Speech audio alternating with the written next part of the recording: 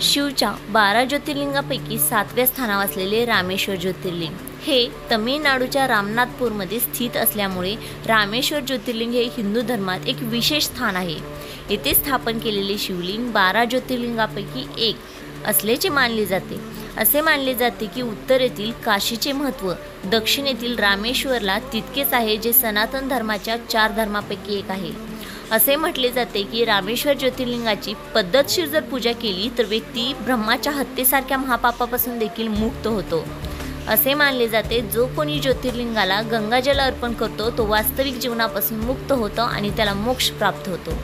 याच्या पाठीमागे एक पौराणिक कथा देखील आहे।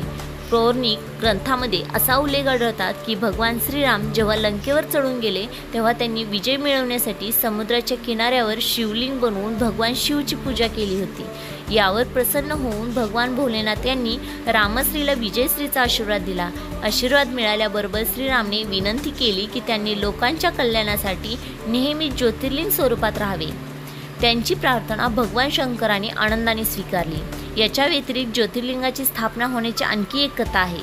त्यानुसार भगवान श्रीराम लंकेवरील विजयातून परतत होते। त्यांनी गंधमदान डोंगरावर विसावा घेतला, परंतु मुनींश्रीने श्रीराम यांना सांगितले की ब्राह्मणस्त्र हा दोष आहे, जो शिवचा दोष आहे, फक्त पूजा करून काढला जाऊ शकतो। यासाठी भगवान श्रीराम यांनी शिवलिंगासाठी हनुमानाला येण्यास सांगितले।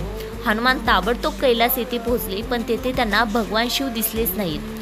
हनुमान भगवान शिव यांच्यासाठी तपस्या करण्यास लागले आणि मुहूर्त यांचा काळ तिथे घालवला। शेवटी भगवान शिव शंकर यांनी हनुमानाचे हाक ऐकला आणि हनुमानाला शिवलिंगास भगवान शंकराचा आशीर्वाद प्राप्त झाला। परंतु मुहूर्त सोडण्याच्या भीतीने आई सीतेने विधिवत शिव सादर केले आणि श्रीराम यांस दिले।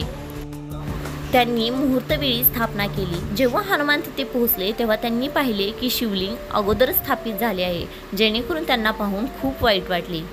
तेव्हा श्रीराम यांना समजले, म्हणजेच हनुमानाच्या भावना समजल्या। त्यांनी हनुमानास समजावून सांगण्याचा प्रयत्न केला, पण ते समाधानी झाले नाहीत। मग श्रीराम म्हणाले की जर त्यांनी स्थापित केलेले शिवलिंग उपटून घेतले तर मी हे शिवलिंग त्या जागी स्थापित करू।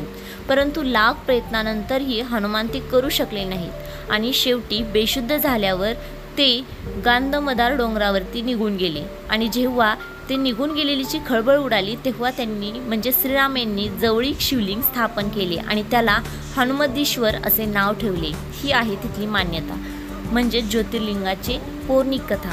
तर आता मान्यता काय आहे ते पाहूया। पवित्र गंगा पाण्यातील रामेश्वरम मंदिराच्या ज्योतिर्लिंग जाळण्याला खूप महत्त्व दिले जाते। रामेश्वरमध्ये भगवान शिवची पूजा केल्यावर ब्रह्माच्या दोषांपासून मुक्ती मिळते असे देखील मानले जाते। रामेश्वरन हे दक्षिण भारतातील काशी मानले जाते, कारण हे स्थान भगवान शिव आणि राम यांच्या कृपेने ते मुक्त झाले आहे। रामेश्वर मंदिराची रचना काय आहे तर रामेश्वर मंदिर हे भारतातील वास्तुकलेचा उत्कृष्ट नमुना आहे। जे मंदिर 1000 फूट लांब, 6.5 फूट रुंद आहे। 40 फूट उंचीच्या 2 दगडावर 40 फूट लांब एक दगड इतक्या नाजूकपणे ठेवण्यात आला आहे की भाविक चकित होतात। हे मंदिर विशाल दगडांनी बांधलेले आहे। असे मानले जाते की हे दगड श्रीलंकेमधून बोटींवर आणले गेले होते। 24 विहिरीचे विशेष तिथं महत्त्व आहे, म्हणजे श्री रामेश्वरमध्ये 24 विहिरी आहेत, ज्यांना तीर्थ असे संबोधले जाते। असे मानले जाते की या विहिरीच्या पाण्यात स्नान केल्याने व्यक्ती त्यांच्या सर्व पापांपासून मुक्त होते। येथील पाणी गोड असल्याने भक्तही ते पितात। मंदिर परिसरातील विहिरींच्या संबंधात असे मानले जाते की या विहिरी भगवान श्रीराम यांनी त्यांच्या अबाधित बाणांनी तयार केलेल्या होत्या। त्यांनी अनेक तीर्थक्षेत्राचे पाणी मागितले होते आणि ते त्या विहिरीमध्ये सोडले होते, त्यामुळे त्या विहिरींना आजही तीर्थक्षेत्र म्हटले जाते। कसे जावे आता तेही पाहूया। मदुराई विमानतळ रामेश्वरपासून 154 किलोमीटर अंतरावर आहे। जर तुम्हाला रेल्वेने जायचे असेल तर रामेश्वर रेल्वे स्टेशन देशातील विविध शहरांशी चांगलेच जोडले गेलेले आहे। मुंबई येथून थेट गाड्या चालतात। जर तुम्हाला रामेश्वरला भेट द्यायची असेल तर तुम्हाला इथे वाहतुकीची प्रत्येक सोयी सुविधा मिळेल।